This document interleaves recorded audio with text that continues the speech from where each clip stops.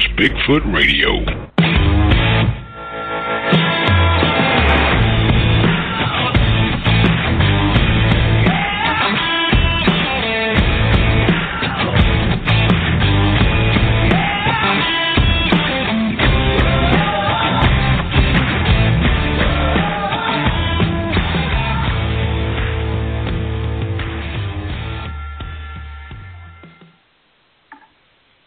Good evening and welcome to Nite Callers Bigfoot Radio. It is October 15th, 2017, and you're here with Lori Hood and Lauren Smith. How are you doing tonight? Doing great. How are you? Hey. Doing pretty good. Hello. I think since we have so many guests tonight that we should just, go ahead and dive on in unless you have any big news. That way we can get to everybody. I do kind of have a little thing I wanted to share with you. You know, the last few days we've been having 2 does and a fawn coming to the yard because we have a lot of acorns. Mm-hmm. Well, last night we're coming home from a dinner, and there was a big buck in the yard. Now, that's something we just really don't ever see a buck in our yard.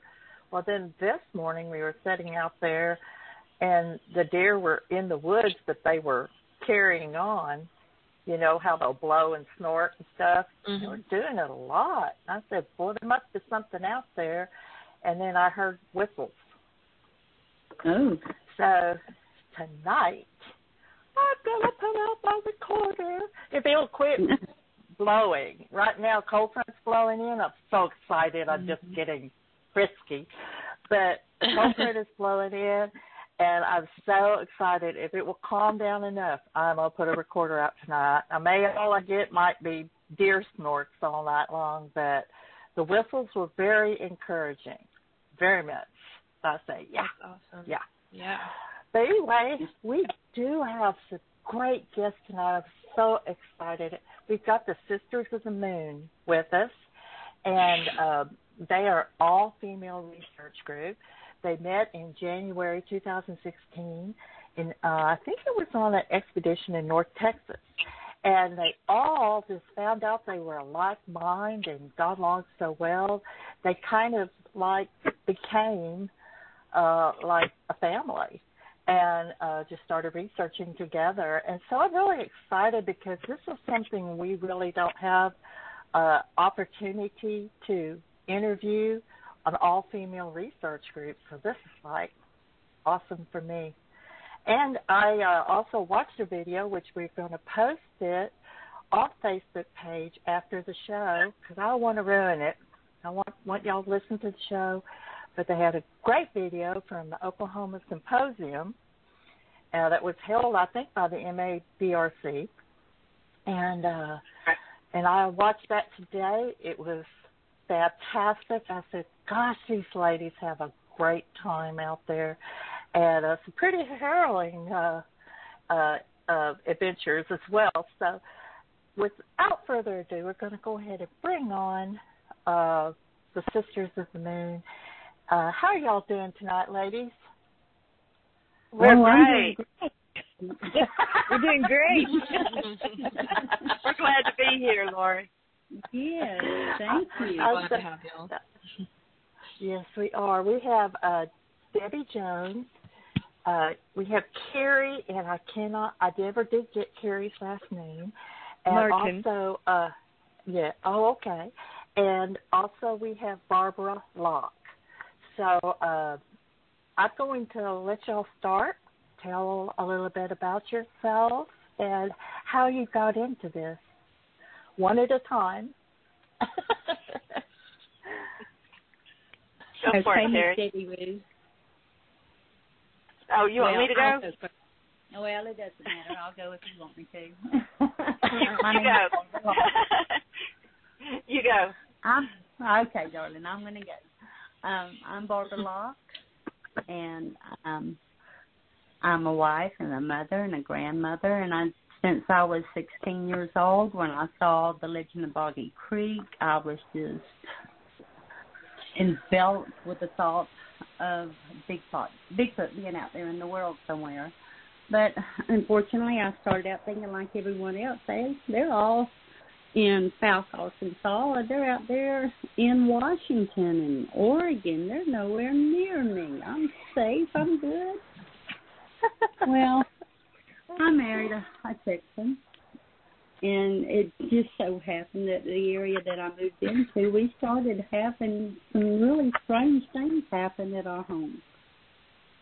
And the more I got to checking on it and investigating and watching what was going on, it just got to be so suspiciously Bigfoot that I called someone or I contacted someone and had them come talk to me about it and gave me a few suggestions on what I should try, and I started out playing rock and stick games. That just, it turned out to be an amazing way. We started communicating with each other this way, and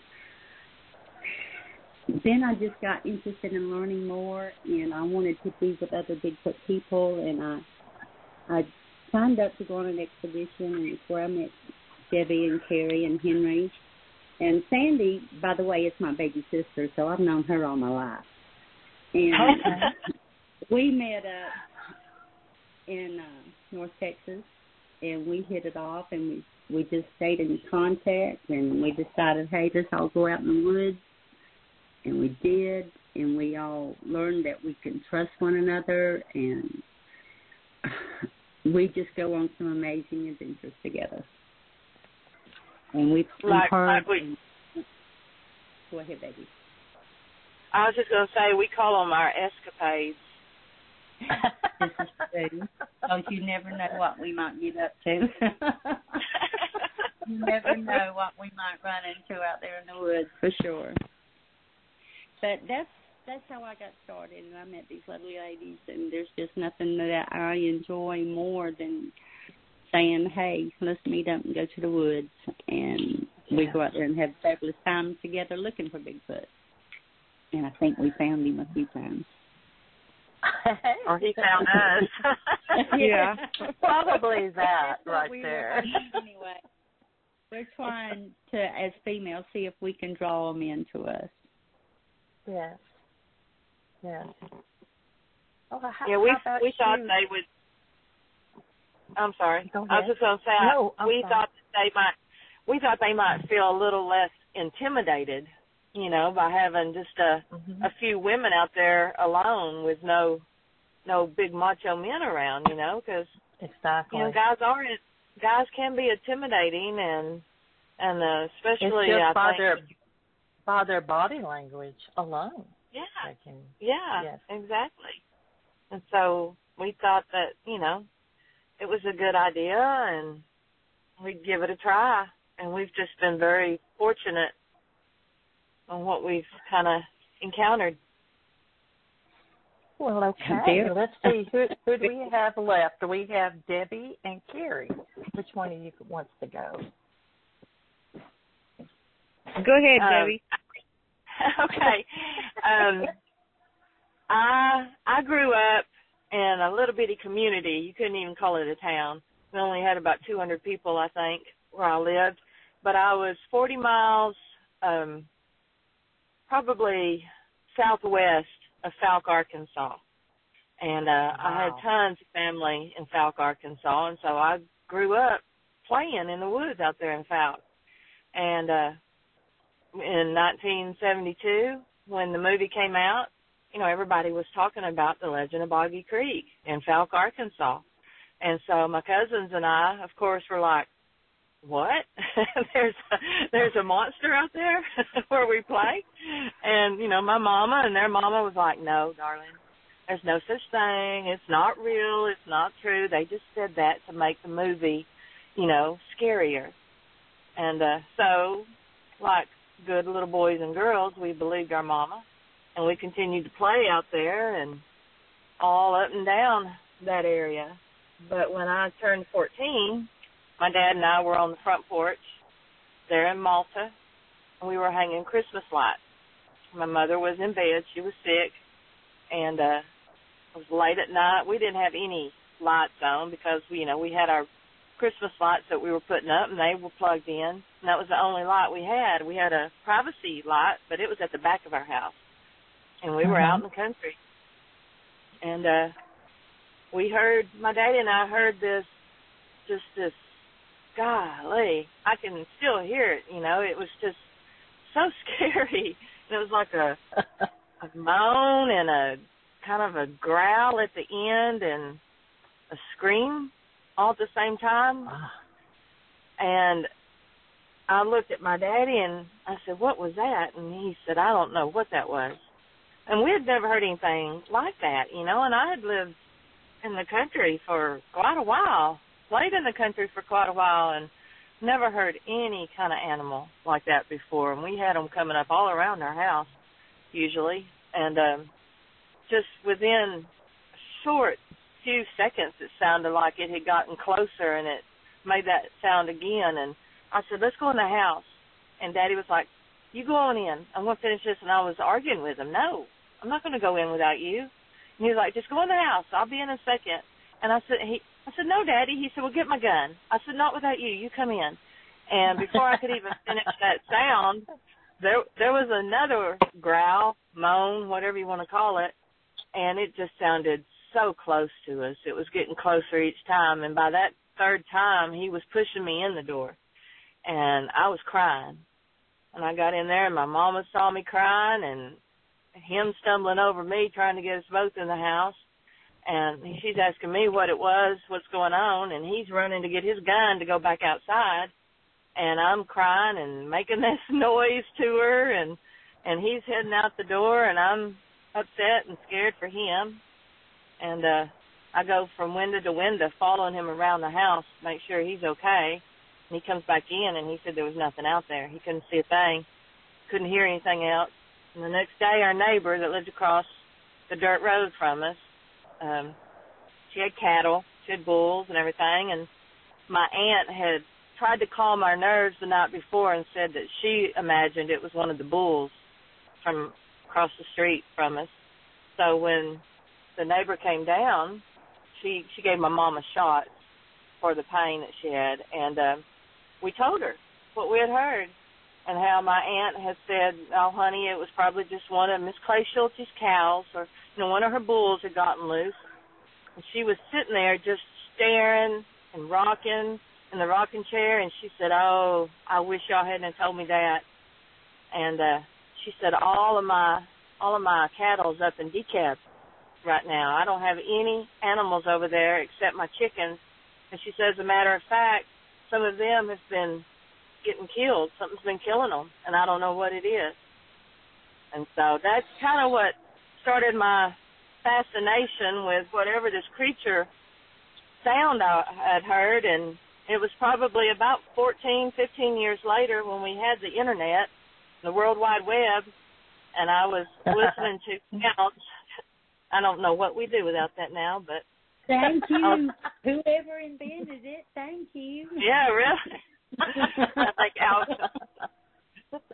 But I was listening to sounds on the Internet, and I heard a sound that sounded exactly like what we had heard that night. And so I made my daddy listen to it, and I said, "What's that sound like to you?" And he said, "You know exactly what that sounds like." And I said, "I want to hear what you think." He said, "That's what we heard that night. We was hanging Christmas lights." And I said, "Well, do you know what that is? What they say that is?" And he said, "I know what I think it was." And he said, "What is it?" And I tried to get him to tell me what he thought it was, but he wouldn't tell me until I told him that it was a Bigfoot sound that had been recorded, and that's what we were listening to. And he said, "Well, that's what I always thought it probably was, but I'd never heard one before." He said, "I just knew it was nothing I'd ever heard." Now, my daddy, he was a veteran of World War II, Vietnam, and Korea, and that man was probably the bravest man I've ever known and ever will know. And I had never seen him scared, except for that night. And he was a little shaken. But anyway, that's what started my fascination. Well, yeah. Yeah. He said, okay. "Hey." Well, when you've got a war veteran for a father and he's scared. There is nothing that you feel safe with. Oh, my goodness. Exactly. I felt safe with my daddy, but I didn't feel that my daddy was safe going out there. Yes. You know, I didn't want him to go back out there, even if he had a gun or not. I just didn't want him to go back out there because not only could we hear it, but we could feel that noise that creature was making. I mean, it just like vibrated through us. Gosh. It was something else. Oh, my goodness. Well, Carrie, tell us about yourself. Okay, well, I was born in Hutchinson, Kansas, and my family moved to Oklahoma when I was very young. And I'm a mother of 3 and a wife, and we make our home in Claremore now, Claremore, Oklahoma. And when I was little, I remember the movie Legend of Boggy Creek. And I remember that it frightened me, you know, because I wasn't very old.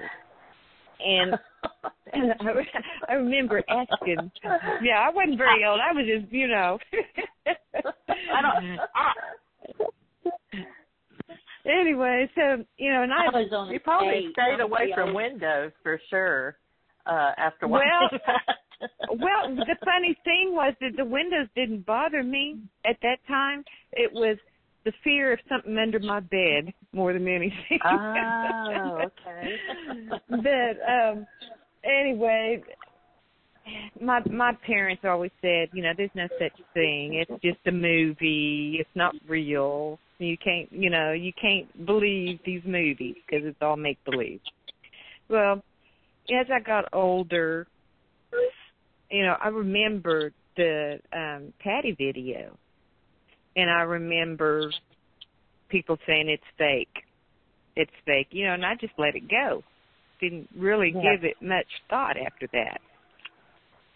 And, it was about 2012, and my husband and I took a little weekend vacation to an area in southeast Oklahoma, and we have horses, and we took our horses down there and went camping with our horses and trail riding all through the Ouachita.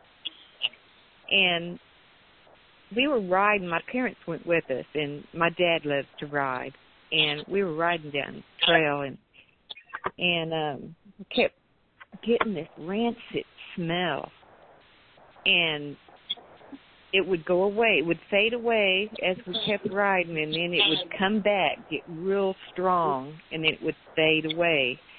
And our horses began to get reluctant to go down the trail, and our horses are seasoned trail horses. And we kept pushing them on, and that one horse of mine, she just said she was not going down that trail no more. And so we turned around, and this whole time the smell keeps coming across our noses, and then it'd fade away. And so we just finally turned around and went back up to camp.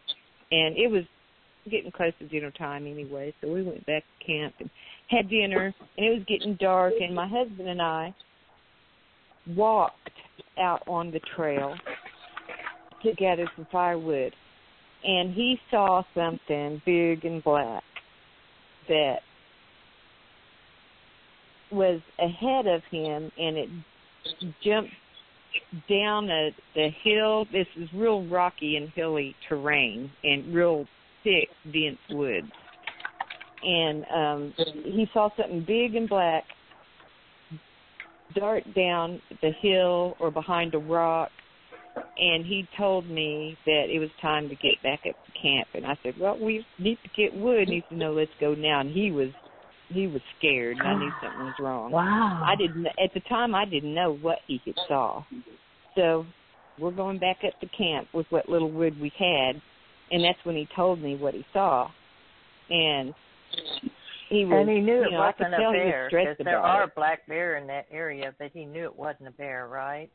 Right, he knew it wasn't a bear. He said it was too big for a bear. And, wow.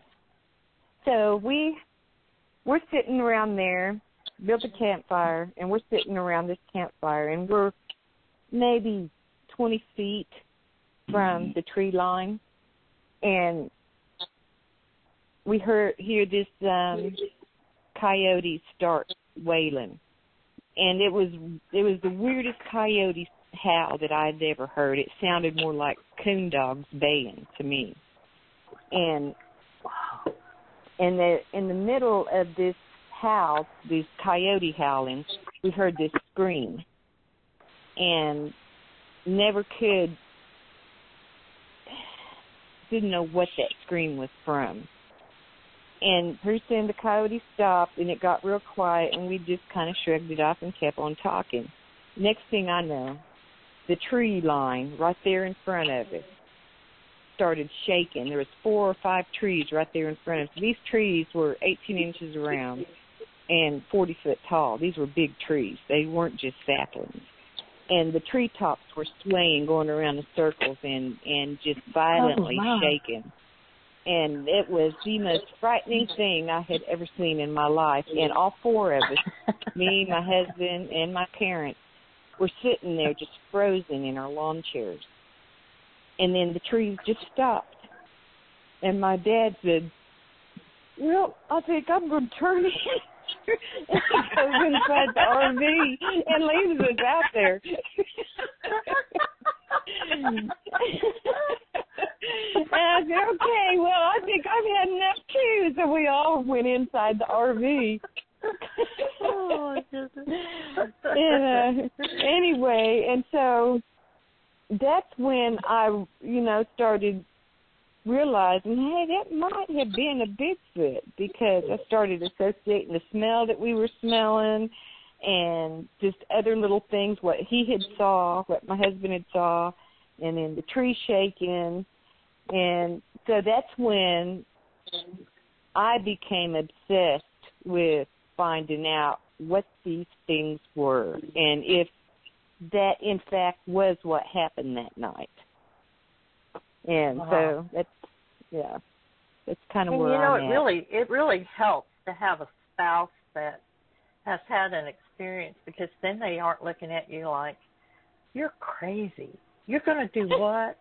You're going to go camping out in the woods and look for what? Leprechauns? Yeah. My husband is awesome. He takes care of Buttons. It's our adopted son, and Buttons is 4 years old now, and he goes Bigfooting with us once in a while. He does. And he's so cute. Yeah. He gets upset if I go without him. He'll say, "You mean you're going camping and Bigfooting without me?" Yeah, baby, I'm sorry. You can go next time.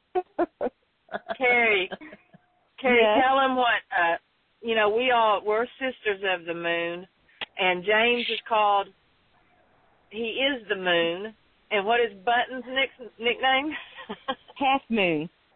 He's half moon. Yeah. Okay, so I have to ask, where did you get the name Sisters of the Moon? How did y'all come up with that? Henry. Henry? Henry. Yes. Henry is a huge... lit off of Fleetwood Mac, or? Huge Stevie Nicks fan. Yes. Oh, I was going to say, that is a great song. That's right. She loves Stevie Nicks. Yes, she does. Oh, wow. Well, I hate that Henry couldn't come on tonight. Henry and Sandy both. I would have loved to have had them on.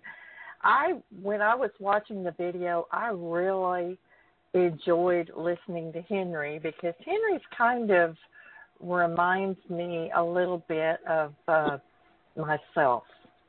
Except for the fact that I like to sleep in a tent because I don't want to miss anything, I kind of like being right in the line of fire, whereas she likes to stay in the truck and listen with the bionic ear. Is that correct? Am I remembering this right? That she likes to, yeah. I tell you, I can't. I have tried that, laying in the tent listening to Bionic Ear, I can't do it. It feels like something's walking right up on me. No. But go ahead. I apologize for. The thing is, Henry, she does sleep in a tent occasionally, but Henry has actually seen more than one Bigfoot. Wow. And so she at she the has same actually time. She's had an encounter, a couple of encounters or more actually, where she's seen more than one Bigfoot at the same time. Yeah, they were in a group. And what state was this in that she saw this? I won't ask the location, but just what state? Oklahoma. Oklahoma. Wow. Yes. Okay. That's where we do most of our research in Oklahoma. We're liable to be anywhere in that state because it's a hot state. Mhm. Sounds like it is. It is. It really is. Well, tell us a little bit about your research. I know you had already talked about that you feel like you have an advantage because you're female and less intimidating. And I do believe there's absolute truth in that. I know that I've had more experiences with just me and another lady. 2 ladies alone are like the perfect storm for activity to happen. And I think y'all know this. Y'all had an experience. Yes. But why don't you start telling us about some of the things that you have encountered? People love to hear about experiences. So I don't know who. Do we want to talk about the? I'm sorry. Okay. All right. How about with Debi? Debi, you start, and everyone else can kind of join in with her, and we'll do that. Because I think Debi's always been at all of these. I think she's been at all of these, and I think she's our magnet. Really, I think she is. Oh, wow. Yes. Yeah, she's our Bigfoot magnet. Well, I know that the most recent activity that we've had, it was just Carrie and I there by ourselves to start with. We were expecting Henry, but I don't know if Henry is really a vampire or what, but she doesn't show up to camp until it's well after midnight before she gets to camp. It doesn't matter if we're just an hour and a half or 2 hours from where she lives. She loves coming in late at night, and so we weren't expecting her until and but Carrie and I both got to our location right about the same time. We drove in together, and we're setting up camp, and just as we got the place that you felt uneasy at to begin with. Am I getting this right? That the first time you had been to this area, you felt uncomfortable. You had a bad feeling here. Is this the same thing? Right.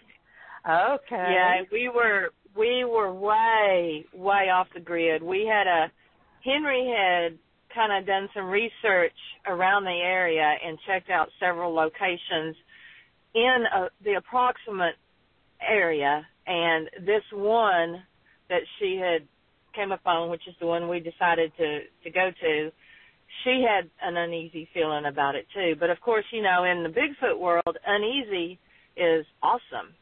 And that's good. That's a good sign. Yeah, right. And so she had, she was relaying messages and dropping pins to our group, because we're always in like a group, text type thing. And so she was sending us pins and pictures, and we all kind of chose this location. So with our pin that we had that we were following to get to the location, since Henry wasn't there yet, it took us off-road. We didn't have a road anymore to get to the pin. So we were having to just follow, the pin just from what we could see on the phone and kind of eyeball it. and that's how we got to the location. And Carrie has a big tent, and we could probably all sleep in it if we wanted to. And so she and I were sharing a tent that night, and we'd just set it up and had gotten finished with the tent and started on the campfire as it was getting dark. And this was the first time that we'd ever had anything start up almost the moment darkness fell. I mean, as soon as it got dark, it started. And we were just kind of shocked. And the woods beside us kind of came alive. We heard howls off in the distance, and then they would get closer, and we'd hear tree knocks. Wow. What really got us, though, because I don't think any of us in our group had ever experienced moans, and they were some strange moans. And is there some any way of them you could kind of imitate it? Well, it was just I hate to put you on the spot like that, but I'm just curious what it sounded sort of like. It was just very deep, and well, I don't know. I had a growl sometimes at the end of it, and then sometimes when we would hear it, it would sound like it was all a growl, but it was just deep. It would oh, Lord have mercy. Yeah, that was frightening. That would have got me. Yeah, I've been throwing some wood on that fire. Carrie and I both, the first time we heard it that night, we just looked at each other and both of us mouthed, "What the hell was that?" And I mean, seriously, we were like, what in the world? We'd never heard that before. And oh my goodness. At one point, we even thought, was that a bear? And I mean, we couldn't see we couldn't see anything past the campfire. It was just pitch black out there. And I was like, well, I kind of need some batteries for my fan. we were about 35, 40 minutes away from the nearest town, and we decided we'd run into town to get some batteries, and we did that. And we came back.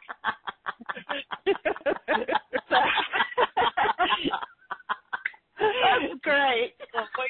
Yeah. So we got back to the campsite, and we felt a little safer because now we had batteries, and we set our cots inside and had the fans next to it because it was hot. It was still hot outside, and we sat down by the fire, and we had our guns by us this time because we already had heard enough before we left for those batteries. We had our guns with us, and we were sitting there by the fire, and straight ahead of us, probably, Carrie, wouldn't you say that this was the best and clearest whoop we'd ever heard? Yes. It was so loud. It was awesome. It was almost like it was a perfect whoop. I mean, it got us excited, and it was loud, and it came from straight in front of us, and then within a second from behind us was an answer, and it was another just awesome whoop. And they were very close. Wow. It was really close. And so we got excited, but, yes. By this time it was probably 11 o'clock that night, and we just continued to hear branches breaking, lots of movement out there in the woods, more howls, but then the moans started in again. And that just really creeped us out, those moans. And so about 12:45, we set out our audio and decided we had our audio going, but they were up by us, at the campsite. And so before we decided to go to bed, we attached the audio to some, on each side of our tents, basically, one to the right and one to the left, and decided to go in. And once we got inside, it continued. And Carrie, do you want to take it from there? Well, yeah, the house and the whoops continued, and, it was after midnight, and, I get tired. And I was stretched out on my cot, just almost asleep, and then you hear this howl, and then Debbie's jumping up. Did you hear that? Yeah, I heard it. And and this continued all night long.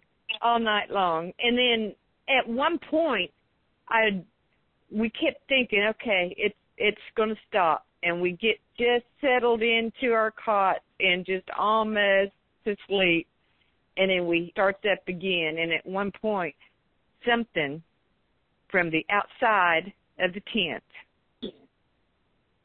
jerked my cot, because my cot was up against the tent wall. And at that point, I got in the middle of the tent on the floor. And so did Debbie. And we were sitting there, oh, my God, and I get the phone, and I'm texting Henry, where the hell are you? You're missing it. We need bodies here. We're outnumbered. And I'm at work getting messages. We're surrounded. Yeah.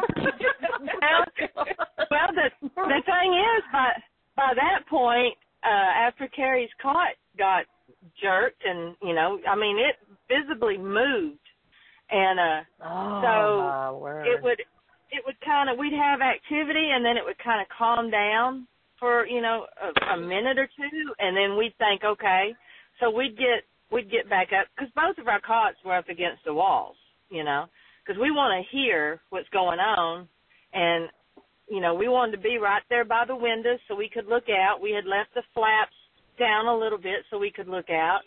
And so she gets back up in her cot, and I start to get in mine. I'm fixing the blanket on mine, and I hear a cough from outside the tent. And I looked at Carrie, and I said, oh, Henry must be here, or Henry's here. And so I pulled the little flap down, and I'm looking out the window, and there's no Henry. There's no, nothing out there. There's no Henry. And so I let the flap back up, and I stepped back, and I looked at Carrie, and I said, Henry's not out there. And she said, she's not? And I said, no. I said, that was a cough. Of course, we're whispering. We're not being loud. But within just a second or two, I hear the cough again. And so I immediately look out the window, because I'm pretty sure that had to have been Henry. And there's no Henry. And so I holler out the window. I holler, Henry, just as loud as I could. And there was nothing, not a sound. And so I let that flap back up, and I zip up that window this time. And I tell Carrie, I said, Carrie, that was a cough.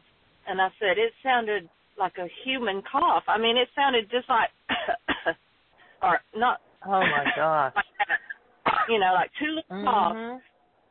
Well, so she's like, are you sure? And I was like, yeah, I'm positive.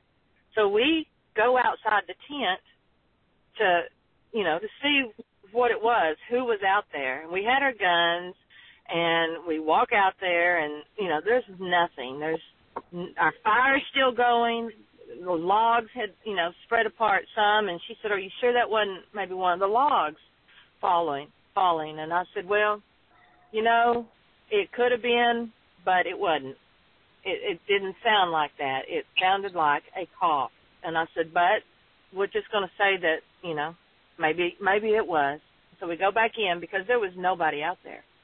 And we were so far out there that somebody, in order to get there, would have had to have driven as far as they could have and then walked in the rest of the way, and it would have been a long walk if they didn't have a vehicle. And so we get in bed again. She's in her cot, and I'm in mine. And I had just laid down and got comfy, and I heard it again, but this time it's coming from over to where the side of the tent was. And so I hollered in my whispering voice, Carrie. And I jump up and I get her, and she had already about fallen asleep because she was worn out and she'd had a long drive and a long day. And I said, that was a cough. That wasn't a log. That was a cough. I'm 100% sure that was a cough. And she probably was go to sleep. Shut up and go to sleep. I just couldn't imagine, because it was. And so about that time, we hear it again. So now this is the fourth or the fifth cough that we've heard, and it's over on the side of our tent more now. And here we are, both in the middle of the tent again. Well, I lay this huge comforter, and then I have another big furry quilt thing that I lay on the floors of our tent, so when we get up and move around, it doesn't, because you know how the bottoms of the tent are made out of that plastic. That is a great idea. It does make a lot of noise. It does, and we want to be as quiet as possible, but I tell you what, this particular night, it doesn't matter. We could have been sitting in there just making as much noise as we wanted to because they didn't care. They knew we were moving around, and but we were in the middle of the tent sitting on that comforter, and about that time on my side of the tent where my cot was, down at the bottom where the legs, were touching the floor from the cot, something hits just as hard as can be, hits down there where my cot is. Like they thought our heads were probably down there or something. But it hits that, and we heard it because it was so loud when it hit it, and then the whole side of the tent just started kind of, waving how when it moves, how to make that whole tent move. Well, it hit. Love it. It hit probably twice, and then you could hear it moving around. At the same time, it sounded like something was to the left of us, too, so we thought that there was probably two people or whatever, out there, because, we don't ever say it was a Bigfoot unless we see something to make us think that. But whatever this was, we thought that there was at least two. But with the coughing that I was hearing, I leaned over to Carrie and I whispered in her ear. I was like, do you think it could be humans? Because I don't know about you, but humans scare me more than Bigfoot do. Right. And yes. And Carrie said if it is, they had to have walked a long way in. Well, because we would have seen their headlights if they drove up there. Yeah. Yeah, and we would have heard because it was such a bumpy, hard road to go down. You cannot go fast at all, and there's just no way we wouldn't have, and you can't get there without the headlights on. And then, like I said, you didn't even know that there was a road going in there. You had to find a trail to get down there to it. And so we just, we were kind of worried, that it might have been human at first. And so we decide that we're going to set off our truck and car alarms, start them up remotely with our keychain. That way the headlights would come on. And if there was humans or whatever out there, we'd be able to see it.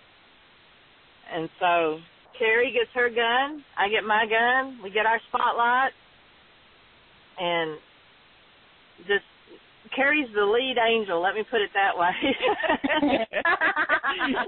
Yeah, little 5'2" tall, and I jump out first. And I came out behind her like, here we are, Charlie's Angels.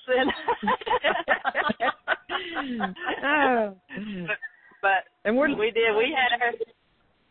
We had our guns out there, and we were ready, and there was nothing around that we could see. And we were out that door so fast, and if it had been humans, they wouldn't have been able to run and get out of our sight that fast. Right. And not so we without go making a lot of noise, not without making a lot of noise. Yeah. Well, they would have had to have ran and gotten in the tree line. Because, I mean, we have some badass spotlights, and we would have been able to see humans moving, because they wouldn't have been able to get that far away that quickly. And at least I don't believe they would have. I'm never going to say never, because I don't know what's capable of. But anyway, we go back in the tent and try to lay down, but it just starts up again within just a very few minutes. And I believe they were trying on to get you guys to leave. I think do you feel like that's what they were trying to do? Yes, exactly. Get you all out of there? Actually, it was all, there were two women alone in the woods. They were messing with them to scare them off. And two, you know what I've even thought or wondered?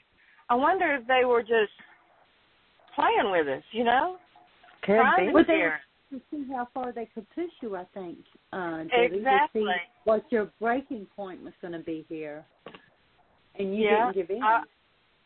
No. I mean, it was so funny. I just kept telling Carrie, I'm like, I can't believe this. I cannot believe that all of this is going on for this long. Because it went on for simply amazed for you. And I know it was just tell me about it. It was just awesome. And we finally, after being up and down so many times that night and so many things happening,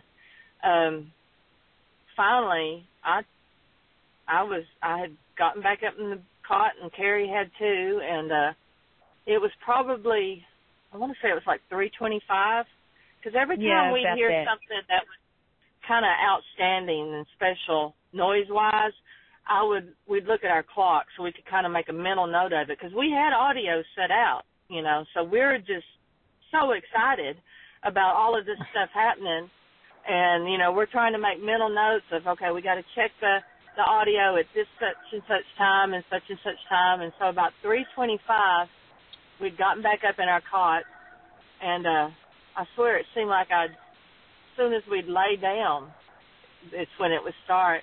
But this time, instead of the whoops and the knocks and all the sounds we were hearing, this is where it really got good. Way back, it sounded like it was a good distance off, because it wasn't as loud as some of the things we had heard. We heard what sounded like they were trying to talk, and it just sounded like, I call it gibberish, and then it would be just like a little short sentence, and then you'd hear another one in a totally different tone, like it was talking back to it, but from almost the same distance, because they were both not real loud, because if they were closer, it would have sounded louder, it seems like. And but then after you heard those two say something to each other from closer in, it sounded like between them and where we were, there was a louder one, and he sounded a little ticked off, and like he was getting on to them. I mean, you know how you mentally see things? How you're visualizing what you're hearing? Yes. That's kind of what I was doing, and to me, I just thought, okay, these two kiddos have come in, and they're terrorizing the girls, and now Big Daddy's come in, and he's chewing them out like, okay, y'all been messing around here long enough. Get your butts back, Get on. Get on back there. You're going to have to deal with your mama now. But but it did. It just, it's kind of like he was getting on to him, because he sounded a little miffed. But as soon as he, got through with his little, chewing them out, you could hear this snap, snap, snap, and then the splintering of wood, and then the tree just came crashing down, and it was so loud. But I tell you what, as soon as that tree fell, it just, after that, it just seemed like everything died down. And wow, Daddy has a bad temper. Ooh. Yeah. Oh my He was a little irritating. But what was Henry? Did she ever finally? She did finally show up, right? Yes. Well, she showed up. Yeah. We woke up about 6:30 or 7 the next morning, and heard Henry out there. And I go out there and said, and asked her, or we did, and asked her when she got there, and she said it was about 4 this morning, just in time to see something big and hairy running through the camp. She said all she got was like a leg kicked up. That's all she got. Oh my goodness!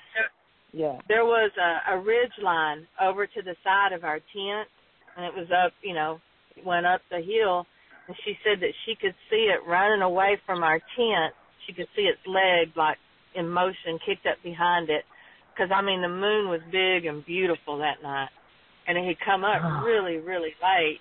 And so she had no clue what we'd been going through. She knew like at, 11 o'clock that night that there was a lot of activity and at midnight, but she had no clue that it had kept on up until, after 3:30. And so when she said that she saw it up there on that ridge line running, we're like, yeah, that makes sense because they were definitely up there around us. Wow.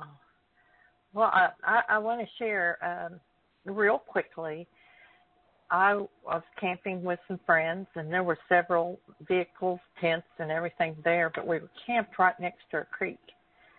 And it was where the tent, our tent was, me and my friend, it was on a slope. So she had put her cot kind of crossways so that she wasn't, sliding down. But I was sliding down. I had to keep grabbing the top of the cot and pulling myself back up. And I just, with that slick sleeping bag, I just kept slowly sliding down that cot into the tent wall. Well, I had, I always sleep with my feet out because I get hot, and it kind of regulates my temperature. So, I had dozed off, and my foot was sticking into the side of the tent. And anyway, I woke up because I felt a strange sensation. And I said, something is squeezing my toe. And at first I thought it was just, I thought it was just the tent. And so I pulled my foot up, pulled myself back up, and went back to sleep. I woke up again, and my foot had gone into the side tent. I could feel like, and when I pulled my foot this time, I felt that something had a hold of it because my toe did not. And I was like, oh, somebody's messing with me. Because, we had guys there. I just knew somebody was jacking with me. But then I looked at the clock. It's like 4:15. And I could hear everybody snoring. Everybody was snoring. And I said, nobody's messing with me. Well, the next day, that morning, we got up and looked. And there were tracks behind the tent coming up from out in the creek. So I actually got my toe pinched. Yeah, I thought that was so cool. I didn't get some time like it too much, but it was pretty cool. So just thought I'd share that. That's awesome, though. Yeah, it is. At the time, it was kind of, never really was scared because if that's all they're going to do, but it was so dark, you couldn't see a shadow or anything. And I didn't get up and go look, so I just left it alone and just listened. I never heard, they're so quiet when they want to be. I never heard anything leave or anything. So, but anyway, can you tell us a little bit about the killing fields? we have like about 35 minutes left, so you can talk about anything you want to. If you want to talk about the killing fields, or you want to talk about something else, or okay. Well, we've been to the killing fields area. That area is, more than one time, and that's probably one of our favorite places to go. And it was probably the early spring. We'd been there several times, but early spring, and I had took my grandson, Button, and I didn't talk about this at the symposium because we were kind of running out of time, but I'll tell you off now. But, I did some new stuff. Go ahead. Yeah. Yeah. You get an exclusive. Yeah. Yeah, I get an exclusive. Yeah, that's right. Anyway, so I took my grandson Button, and at this time, early spring, he was 3 years old, and a very active 3-year-old. And I'm setting up my tent and setting up camp, and he's bouncing around, playing with this, playing with that, hollering for Mimi, I want a drink, or Mimi, I'm hungry, or Mimi, I want this, or Mimi, come play with me. It was every other word. It was Mimi, because that's what he calls me. And so, anyway, we get to bed that night. We go to bed, and I wake up. I always wake up right before dawn, and I was laying there, and I was listening to the howls. And this place is really, always hearing howls there. And then the house stopped, and then I heard a crow fly by. And then next thing I know, I heard, Mimi. Oh, Mimi. Goodness. Outside, no. right outside my tent. And I look over, and Buttons was asleep. And I'm hearing Debbie and Patty, they're sleeping too. And I'm on an air mattress, so I'm afraid to move because it makes noise, So I'm just laying there real still. And whatever was out there said Mimi like 5 or 6 times. And my heart was just racing. And I finally got myself up to look out and never saw nothing, but it had stopped at that point. But I never saw anything, but it was so dark. It was right before the dawn. Isn't that crazy? It is. Goodness. Debbie, didn't you say earlier today that when you and Carrie were setting up at the Charlie's Angels location, I'll call it, that Carrie had been coughing while you were setting up?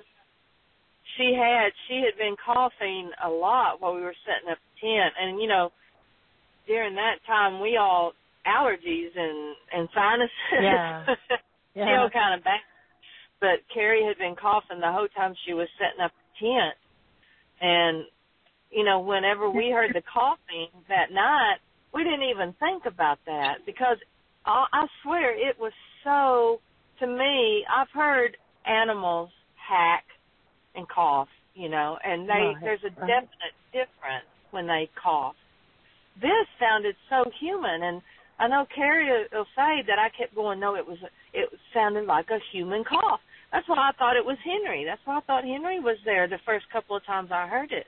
I could have sworn it was a human cough.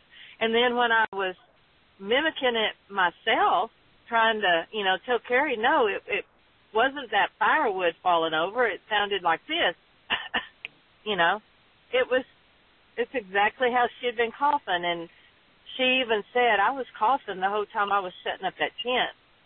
And I was like, oh, my God, you sure were? Yeah, and so, there's no telling what you could teach them how to do.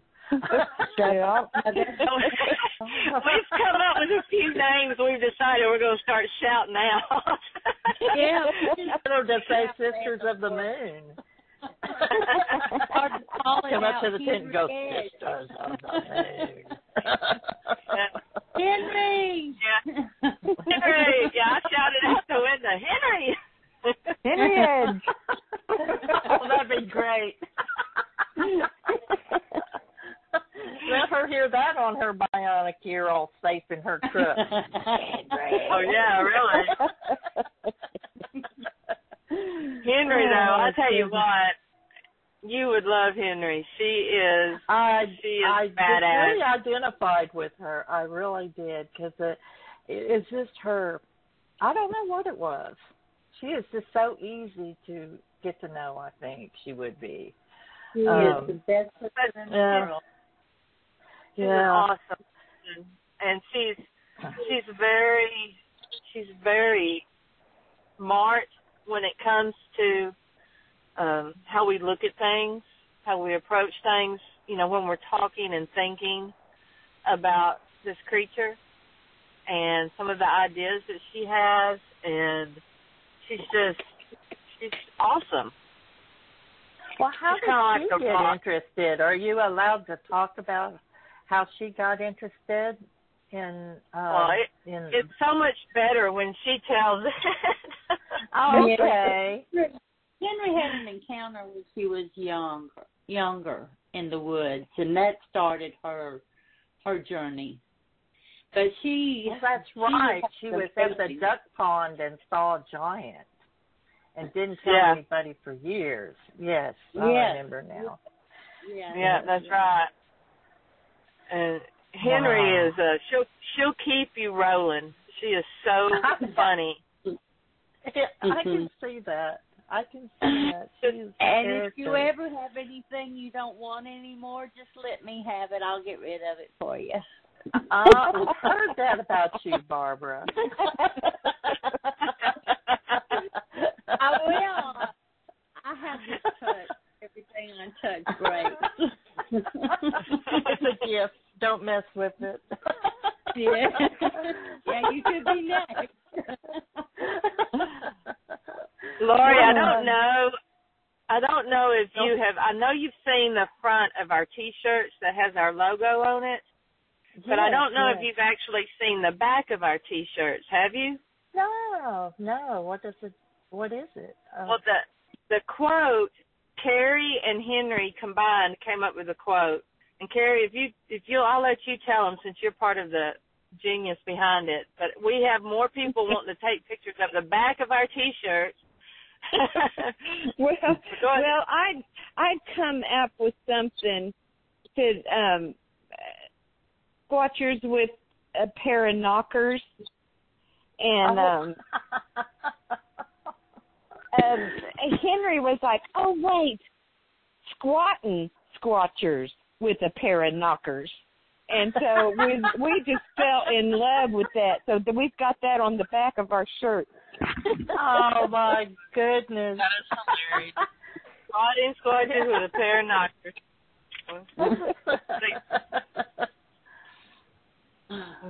But yeah, we get stopped anytime we have the shirts on. Somebody's wanting to take the picture of the quote on the back. Yeah. I don't think they ever take a picture of my face, just my back. Just their backs, yeah.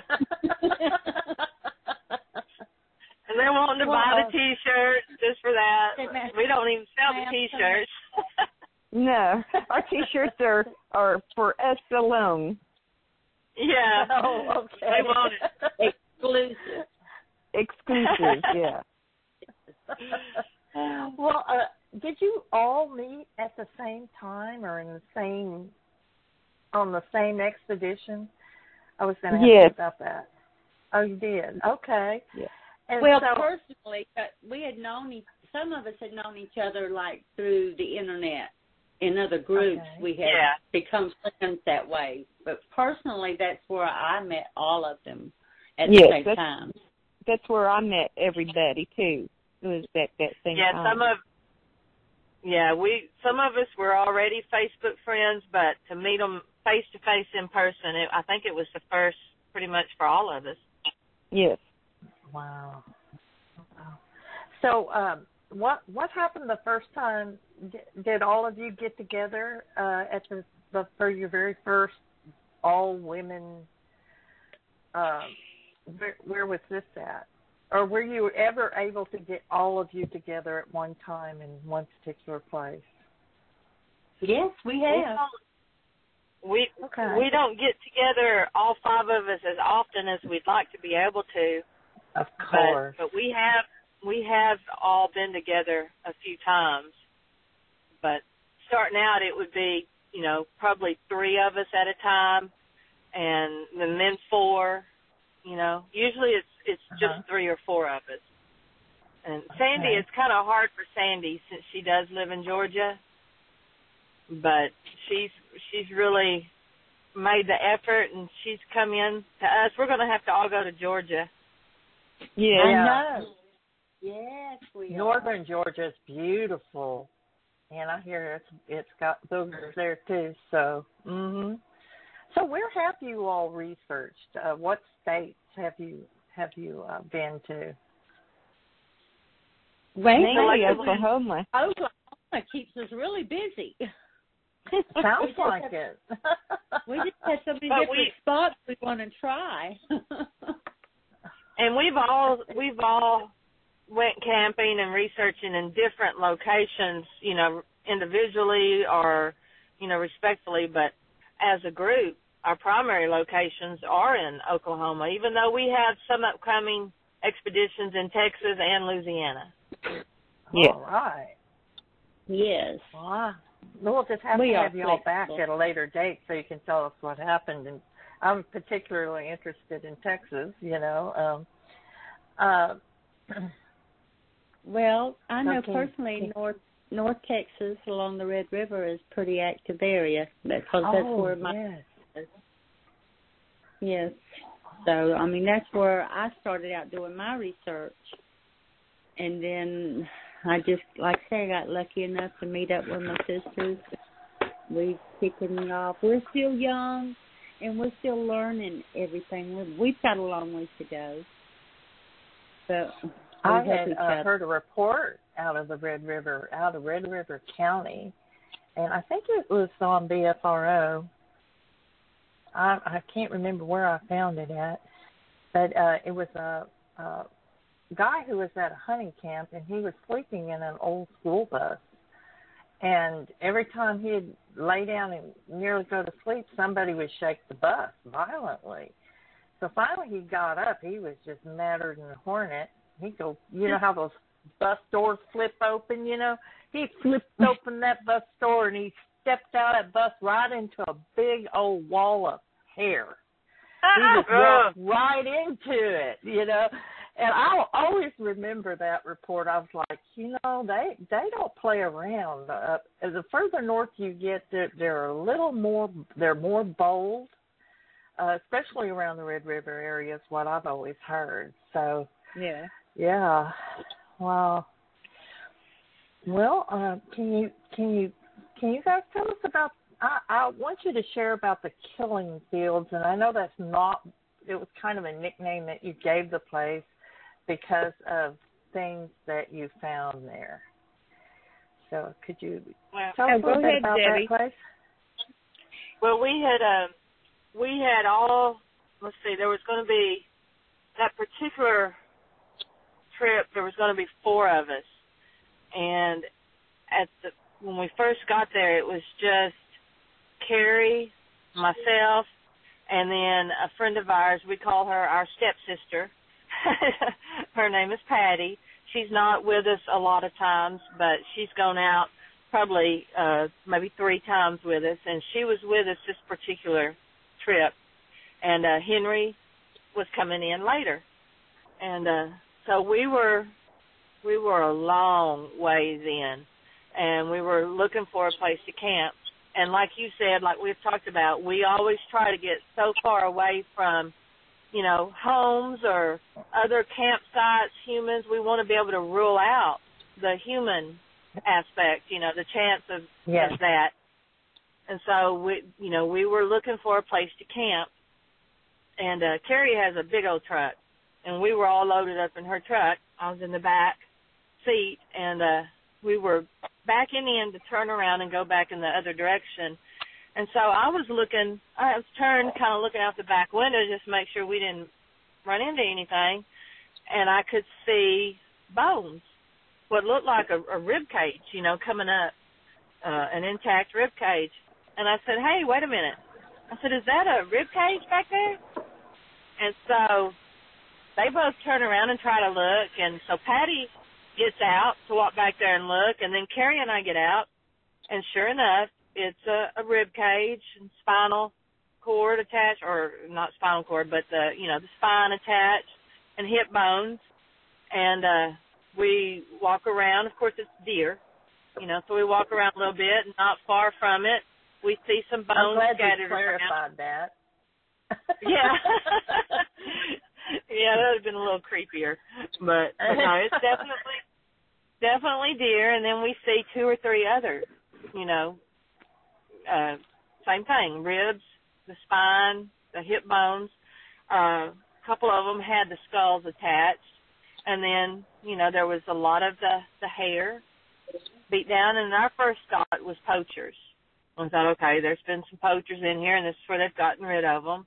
But we decided that we were going to go on and walk back further back.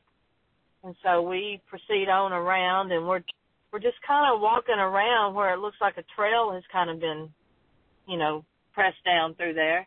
And we see that there's some trees that's been pulled down, and branches and tops of trees laying there, and there's some more deer bones up under there. The whole spine.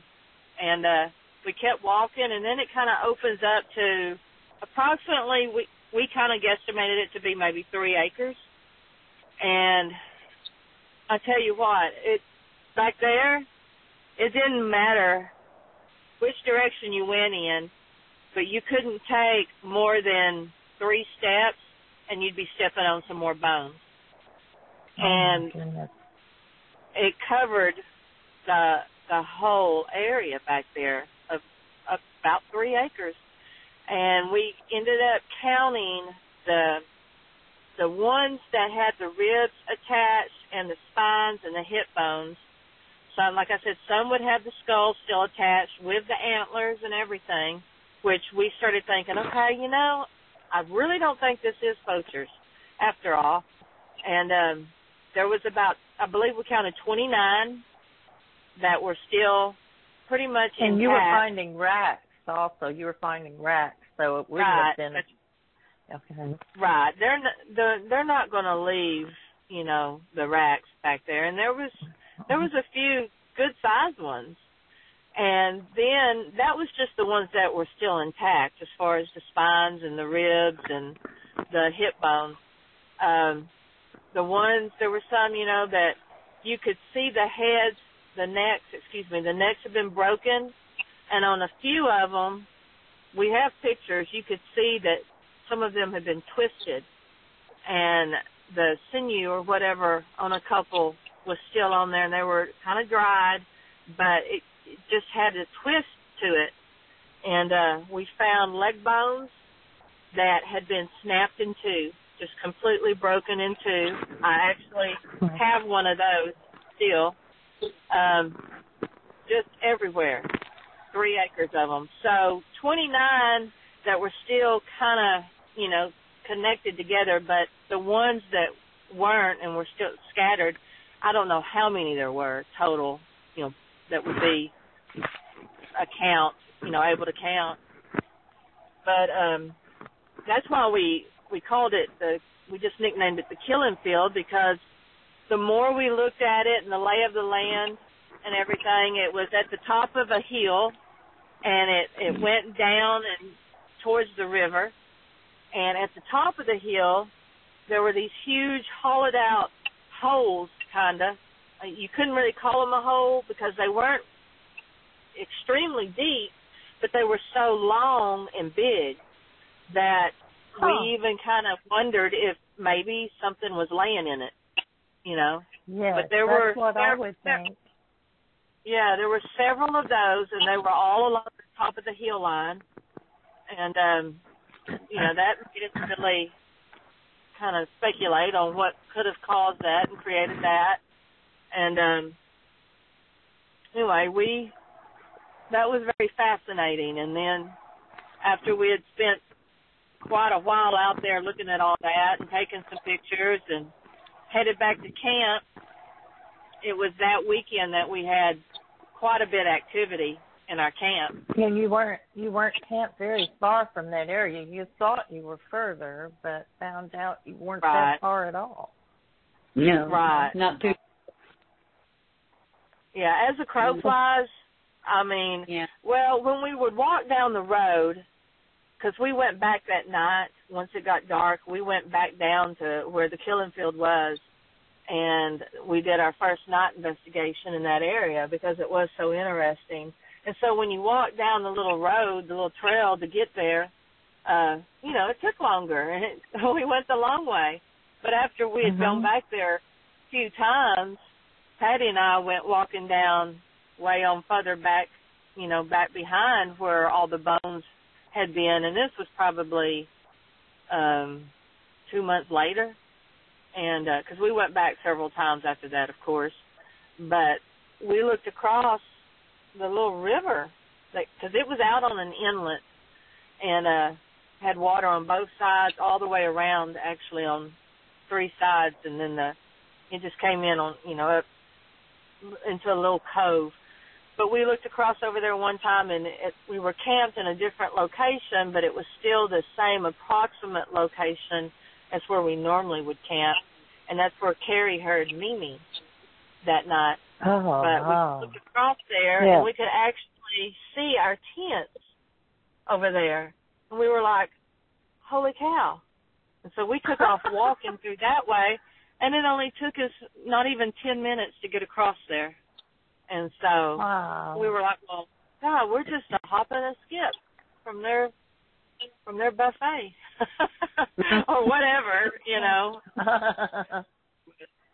Don't know, what happened when you were camping there at that location? I think you had some experiences that night. What happened? Up the chime. Yeah. The chime. Yeah. Yeah, we the first night that we actually found the killing field, Patty was away. It was, I want to just point out, it was freezing. It was the end of January when we were there, and it got down to 15 that night. Wow. And and so Patty was awake.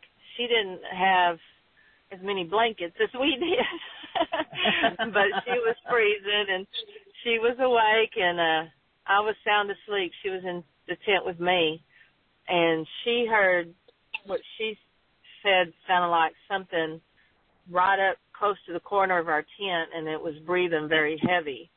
And she even said it sounded kind of like a bull breathing. And then a few hours later, she heard off, she said it sounded like it was off in a distance, a very melancholy howl a couple of times. And so the next day, we, before dark, we made sure that we hung out glow rings, the necklaces that you can put together. Yeah. We had hung 15 of those out in the tree line. And we always make sure we put them up very high. We have a step stool. Carrie brings a step stool. And we put them very high up in the tree, and we put them on the smallest branches that we can find on the very edges, to where if a raccoon is going to crawl out there and try to get it with its little hand, it's going to fall off that branch. And anyway, so we had 15 of those hung out. And then close into camp, on the opposite side of the campfire, there were several big trees. And up against one of those trees, there was a pallet, a wooden pallet, leaned up against the tree. And then probably about 7 foot up, we had a set of chimes, the ones that have the really long, big tubes on them. Okay. And, you're talking about wind chimes, right? Wind chimes, right. They were hanging directly above that pallet. And Carrie was in her tent by herself, and Patty and I were in my tent, and then Henry was in her vehicle. And she was back kind of to the side, the back side of my tent. And she had her parabolic ear set up and was recording all night long. And we had heard a lot of noise outside. And I actually, I didn't holler, but in a loud whisper, I was trying to get Carrie's attention because she was in her tent. And so I said, Carrie. And I said, shit. Because it scared her. Scared the crap out of me, literally. and she said, shit, what? And I said, is that you? And she said, yes, but they're here. And I said, oh, okay. But we got really quiet after that, and so we waited, and after a while, we could hear movement again. Of course it got really quiet right after that, but then after a while we could hear movement start back up, and could see shadows moving against two sides of the tent, and I decided I'm going to look out because there was so much activity, it looked like, going on in front of the tent. Right. And I wanted to make sure that it wasn't just the fire flickering, Right. And right. I decided to look out the tent, and so I slowly stand up, and I'm peeping. I start to peep out the flaps that I had lowered a little bit before I'd gone to bed, and I look to my right, and I don't see anything, and I look to my left, and I can see Carrie's tent a little bit, and didn't see anything, and it was just as still as could be out there. And we're surrounded by trees. We're in it's an opening in the center, but we have trees all around us, and there's trees in our camp, but we're surrounded by large buffer zone there. Right, we're just completely surrounded, okay. And so I look directly across the fire, and I'm letting my eyes focus straight over the fire, and I can, that's where the tree and the chimes were, and the chimes were lit up by the fire, but I couldn't see anything back behind those tree lines because it was just dark on the other side. But all of a sudden, the chimes at 1 second were perfectly still, hanging straight down, and it looked as though something had hit those chimes, and they all swung out where they were completely straight out vertical, or horizontal. Horizontal, yeah. Yeah, horizontal. And where they had been hanging straight down vertically by the tree, all of a sudden they're just horizontal in the air. And then they go back down, and it had been what it looks like. I mean, the only way I can explain it is like it had been hit, because they came up with such force and velocity that when they went back down, they should have swung further back, Right. And you know how they'll swing back and forth, but instead of going further back, they stopped and then went, when they were straight down, as if they hit something there, and then went completely straight back up again. And they did that 5 or 6 times, and each time they would go back down, you could hear it go broop and boop, and then it would hit something. And then they'd go back up. And it did it 5 or 6 times, and then when it would go back down and stop for probably 3 seconds, and then it would start all over, and it would start a whole nother set of the same exact thing. And it was very rhythmic and exact, and I sat there and watched it do that at probably 5 to 6 different sets. Each time it would swing probably 5 times. And Patty even was like, what is that? And I was trying to motion with my hand how they were doing. But if I hadn't have seen it, I wouldn't have been able to. I mean, I can barely explain it as it is. But when we all got up the next morning, I go straight over to those chimes, and we're looking, on the ground, looking all around. I'm trying to mimic the sound. Henry's coming out of her vehicle going, what was up with those chimes? And then Carrie's doing the same thing. She's like, it was just crazy. And anyway, long story short, we continue to look around camp. We see a few things that we decided to cast, some prints, what looked like prints to us, and we went over to collect the glow necklaces that we had hung out, but there were only 9 left out of the 14 that we had hung. And we looked all over for the 5 that were missing to make sure that, they weren't, somewhere laid down, feet away, and couldn't find them anywhere. And so 3 weeks later, we come back to that camp. And this time it's me, Carrie, and Barbara. And we're standing there that first night, and we had left everything, just like we normally do. We leave it. We return to the same campsite. So we still had firewood there from when we'd been there previously. And that pallet was still leaning against the tree where it had been, directly under those chimes. And so Barbara reaches over to get the pallet to pull some of the wood off of it because we were going to throw it on the fire. And when she moves that pallet, out row 5 glow necklaces.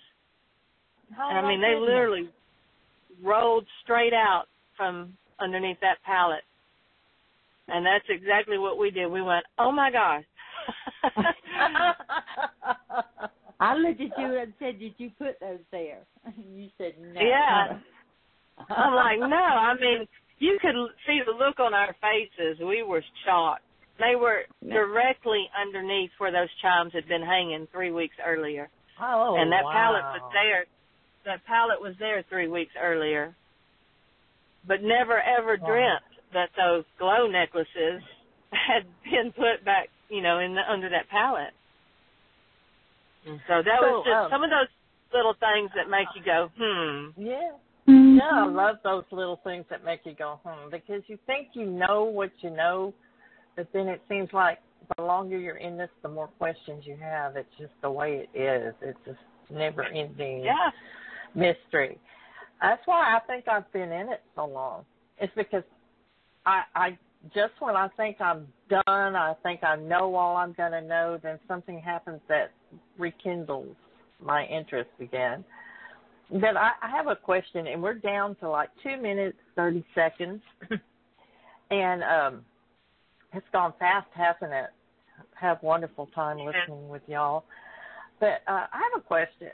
What do you say to people who, and I've heard this I've been in this 17 years.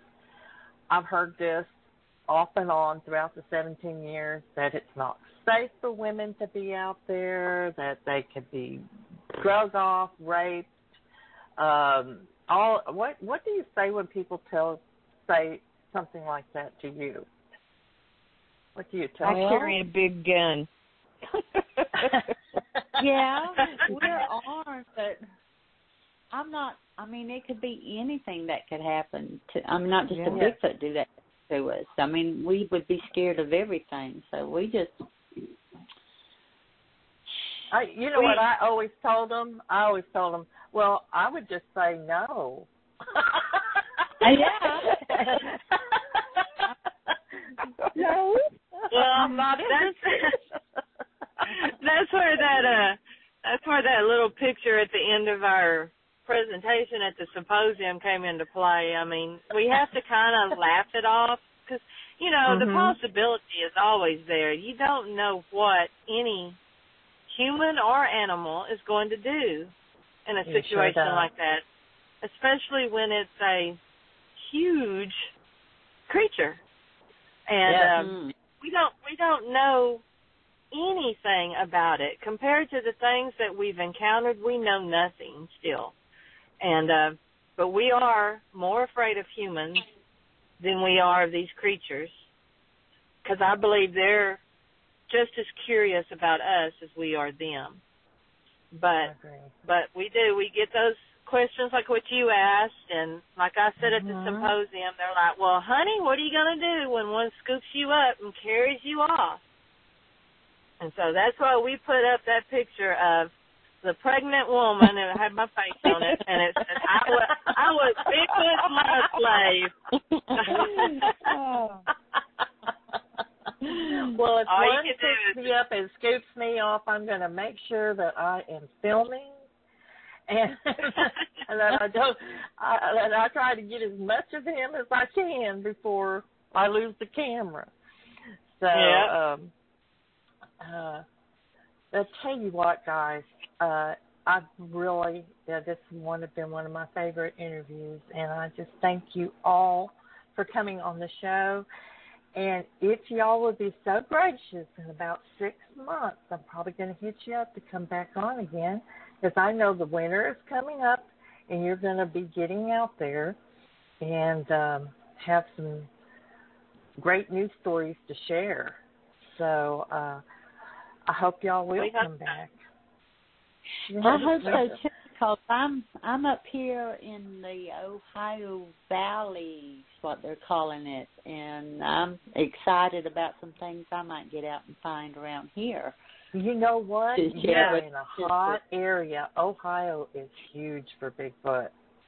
There are a lot of Ohio researchers, though, in Ohio, so you may have to really research areas that there's not going to be 15 or 20 Bigfoot researchers crawling all over each other out there. But I want to go check out some of these hot spots while I'm here for sure. Oh, yeah. Great. Well, we'd love to come back anytime. Yeah, just give us a holler. Well, I sure will. And thank you so much again, Debbie and Carrie and Barbara, for coming on tonight. And we'll have you back again. And happy squatching. Good luck. You too. You too. Thanks for having us. Thank you. You're very welcome. Thank you. All right. Bye-bye. Good night. Bye-bye. Good night. Good night, everyone.